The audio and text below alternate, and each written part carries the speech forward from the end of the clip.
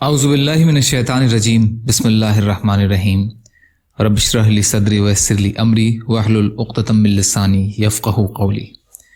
مسلمانوں کو تکلیف پہنچانے کے بارے میں اللہ کے نبی صلی اللہ علیہ وسلم کی حدیثیں۔ حضرت ابو ہریرہ رضی اللہ تعالیٰ عنہ روایت کرتے ہیں کہ رسول اللہ صلی اللہ علیہ وسلم نے صحابہ رضی اللہ تعالیٰ عنہم سے ارشاد فرمایا، کیا تم جانتے ہو کہ مفلس کون ہے؟ صحابہ رضی اللہ عنہم نے عرض کیا، ہمارے نزدیک مفلس وہ شخص ہے جس کے پاس کوئی درہم یا پیسہ وغیرہ اور دنیا کا سامان نہ ہو۔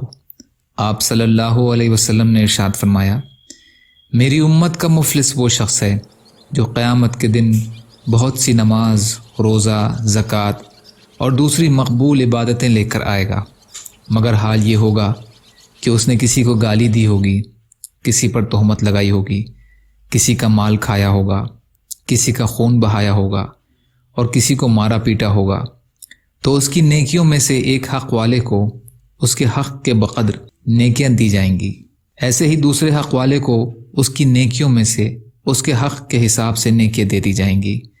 پھر اگر دوسروں کے حقوق چکائے جانے سے پہلے اس کی ساری نیکیاں ختم ہو جائیں گی تو ان حقوق کے بقدر حقداروں اور مظلوموں کے گناہ جو انہوں نے دنیا میں کیے ہوں گے ان سے لے کر اس شخص پر ڈال دیے جائیں گے اور پھر اس کو دوزخ میں پھینک دیا جائے گا۔ مسلم شریف۔ یا اللہ ہم سب کو کہنے سننے سے زیادہ عمل کی توفیق عطا فرما۔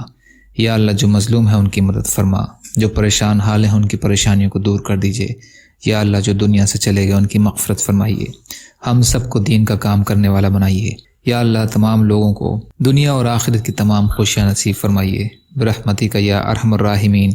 لا الہ الا اللہ محمد رسول اللہ۔ السلام علیکم۔